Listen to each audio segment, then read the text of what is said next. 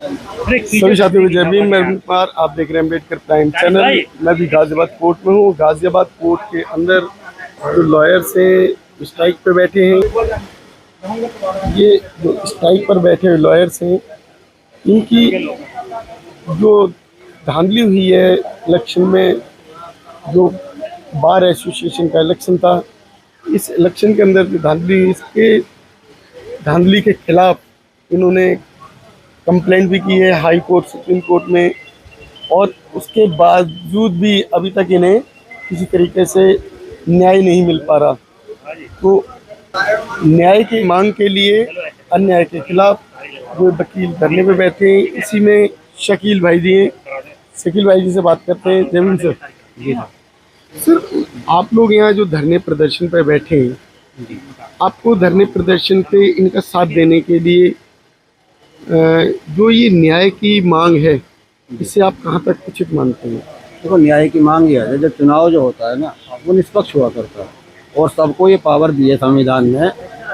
बाबा साहब भीमराव अम्बेडकर संविधान ने हमें सबको एक ताकत ये दी है कि वोट की ताकत, वोट की पावर से और आदमी के अपने निष्पक्ष होकर वोट करता है वो, और जिसकी ज़्यादा हो जाती है वोट वो जीतता है ना। और अगर उसके बावजूद भी, जीतने के बाद भी उसे हरा दिया जाए, अगर उसे जीतने के बाद भी उसे हरा हुआ घोषित किया जाए, फिर क्या क्या मायने रह गए? जो लोगों ने वोट दी हैं, हम सब वकीलों ने मिलकर जो वोट दिए, और ज़्यादा अधिक और सारे पदों पे भी ऐसे ही हुआ, जो जिसकी ज़्यादा वोट आई वो जीत गया चुनाव अधिकारी द्वारा। हाँ, और सब कुछ होने के बावजूद भी वो यानी उन्हें, हमें जो है आज जो है धरने पे बैठना पड़ रहा है। सचिव बनने के बाद भी आज हमें धरने पे बैठना पड़ रहा है। जीत असल जो होती है वो दिलों की जीत हुआ करती है। और अगर जैसे हारने वाले अगर निष्पक्ष होकर यूँ कहते हैं मेरी एक वोट कम है, मैं अपनी खुशी से अगली बार फिर आएगा मौका तब देखेंगे, तो अगली बार ना जाने उन्हें और दोबारा कितनी वोट ज़्यादा फालतू मिल जाती। ये अब तो जबरन का है और सब देख रहे हैं, खुल्लम खुल्ला जो अन्याय हो रहा है सब देख रहे हैं, और सबके दिलों पे इसका क्या क्या फ़र्क पड़ रहा है, और क्या चुनाव प्रक्रिया रहेगी, क्या ये CCTV कैमरे रहे, क्या क्या जो कार्यकारिणी ने सारे जो चुनाव कराया कुछ भी ना रहा, वो तो पुलिस प्रशासन की वो रही, क्या रहा, फिर कुछ भी ना रहा होता है। तो सर ये जो लोकतंत्र का हनन नहीं है क्या? हाँ, लोकतंत्र का हनन तो साफ दिखाई दे रहा है ना, वो साफ दिखाई दे रहा है, लोकतंत्र का हनन है सब कुछ। यानी सारे एविडेंस होने के बावजूद, भाई आपने CCTV कैमरे से वोटिंग कराई है, चुनाव अधिकारी जो तय किए गए हैं उन्होंने प्रमाण पत्र दिया, उन्होंने बताया, उसके बावजूद भी नहीं बताया जा रहा, नहीं करे। अरे जब आप हार गए और आपकी बार बार गिनती हो गई, आप 6-6 बार कहाँ गिनती होती है? 6-6 बार होती है कहीं, आपने सुना है? 8 बार। हाँ, 6 बार 8 बार गिनती करा रहे हो, क्या मतलब है इस बात का? वो गलत है ना। वो तो गिनती कराने में शायद वो जो उनकी शायद पढ़ाई लिखाई में फर्क हो, क्योंकि उनकी गिनती जो माइनस में चलती रही हो। हाँ, ऐसा ही तो हुआ होगा कुछ। भाई बार बार क्या, यानी इतने सारे एडवोकेट गिनती करा रहे हैं अपने सामने, 1 बार 2 बार, भूल तो यह 3 बार कर लो ज़्यादा से ज़्यादा, बार बार का क्या मतलब? उसका कहीं ना कहीं तो संदेह पैदा होता है ना। अच्छा, ये जो सरकारें हैं, कहीं ना कहीं SC और मुस्लिम को ही टारगेट बनाती हैं। कहीं ऐसा तो नहीं है मुस्लिम और टारगेट का जो एक फंडा लेके कि इनको हम आगे नहीं बढ़ने देंगे, ये सब ये रणनीति चल रही है? ये तो शुरू से ऐसा होता चला आया। ये जो कमज़ोर कुछ लोगों को दबाया ही जाता है ना। इसलिए अब जो है, अब संविधान ने ताकत दी, अब एकजुट हुए, संघर्ष किया। अब इसे यानी इस ताकत में तो हम आए कि चलो चुनाव तो लड़े, वरना इतनी हिम्मत नहीं कि कोई आके आदमी किसी के सामने चुनाव लड़े। इतनी हिम्मत नहीं है आजकल कि आज कोई चुनाव लड़े और वो जीतने की ताकत रखे। आज सब भाइयों ने मिलकर अरेंद्र भाई को वोट दी, सपोर्ट किया, और आज इस हैसियत में लाए कि वो जीते, और सामने न्याय के लिए लड़ने की उनके अंदर एक इच्छा शक्ति और ताकत आई कि भाई अपने समाज के लिए, वकीलों के लिए कुछ करने का जज्बा एक पैदा हुआ। ये जज्बा पैदा होना यही तो है, क्योंकि ये लोग चाहते हैं कि दिल से लोग जो कमज़ोर हो जाएं। मन के हारे हार है और मन के जीते जीत। जब आदमी मन से हार जाता है तो फिर वो किसी काम में नहीं कर पाता। तो जो इस तरीके से जो ये अगर धांधलियाँ कोर्ट के अंदर हो रही हैं, तो बाहर धांधली को कैसे देख रहे हो आप? अब बाहर क्या, देखो कितने दिन ये EVM का मुद्दा चला, सबने चाहा EVM हटे, ये EVM नहीं हटे। वो तो अब तो ये समझो कि जब कुछ सीटें हार गए, कुछ जीत गए, तो इसलिए EVM का नाम लेना लोगों ने बंद कर दिया।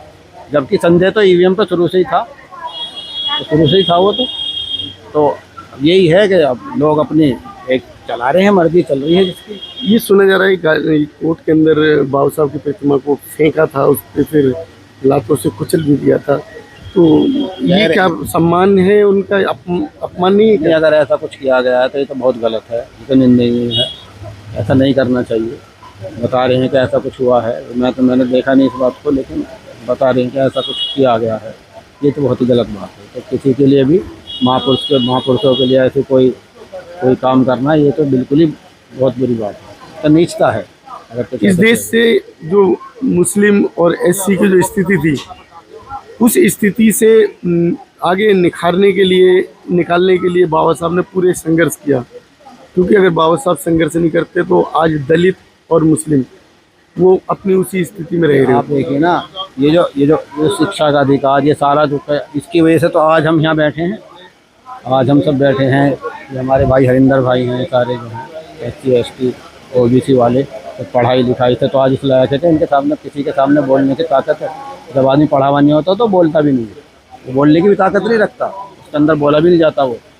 और अगर कुछ बोलने की ताकत और हिम्मत पैदा होती है तो ये जो है पढ़ाई जो है ये हिम्मत पैदा करती है। तो जब जानकारी नहीं होती तो उसे डर होता अंदर, एक कहते हैं ना कि डर का कारण जो वो अज्ञानता है। अब आदमी को डर किस बात का लगे, जब कोई चीज़ जानता नहीं तो उसका डर, उसका भय उसके दिल के अंदर होता है। तो अभी आप में जो दलित और मुस्लिम एकजुट एक मंच पे आ गए हैं, कहने का मतलब ये तो देखो ऐसा है कि ये तो सबके साथ ही रहते हैं हमेशा, यानी जो आदमी, अलग अलग रहोगे तो ठोकोगे पिटोगे, हाँ वो होता ही है, वो तो हमेशा। एकजुट रहेंगे तो हाँ, मुट्ठी देखो बंद होती। हम हैं इंसाफ के साथ, हम हैं न्याय के साथ, है ना। हमारा पेशा ये है कि हमें इंसाफ चाहिए, न्याय चाहिए। तो जो न्याय के साथ सबके सामने जो वोटिंग हुई है, सब कुछ हुआ है, उसके बाद भी आदमी क्या करेगा उसमें। यानी जब कमज़ोरों के साथ आज आप नहीं दोगे तो कल आपके साथ कुछ अन्याय होगा तो आपके साथ कौन खड़ा होगा। अच्छा, तो आपके जो मुस्लिम समाज के यहाँ कितने वकील होंगे? हैं 500 के करीब है। 500 करीब हैं। हाँ, तो अगर आप दोनों ही लोग मिल जाएं तो 500 आपके, 500 इनके, एक साल आप संभालो, एक साल ये संभाले, नहीं यही हो सकता है? नहीं, वो तो देखो एक अलग बात है, वो तो नज़रिया, वो तो बात का है। पहले तो आज जो इनके साथ हो रहा है वही सबके साथ होगा, तो किसी के साथ भी हो सकता है। ये तो भाई जो न्याय के साथ वोटिंग हुई है, 1 वोट से जीता या 2 वोट से जीता, जीत होती है, और इसकी प्रक्रिया यही है ना। तो आप जो है, जो पूरे देश के जो वकालत करने वाले लोग हैं, उनको क्या संदेश देना चाहिए? देखो, हम तो यही कहना चाहते हैं कि अपने बच्चों पर ख़ास तौर से शिक्षा पे ध्यान दें, और उन्हें जो है यानी उनके लिए पढ़ने के साधन मुहैया कराएं, और उन्हें ज़्यादा से ज़्यादा अच्छी शिक्षा और रोज़गार तब जब मिलेगा, जब आदमी पढ़ा लिखा होता है तो वो हर जगह के लिए सक्षम हो जाता है काम करने के लिए।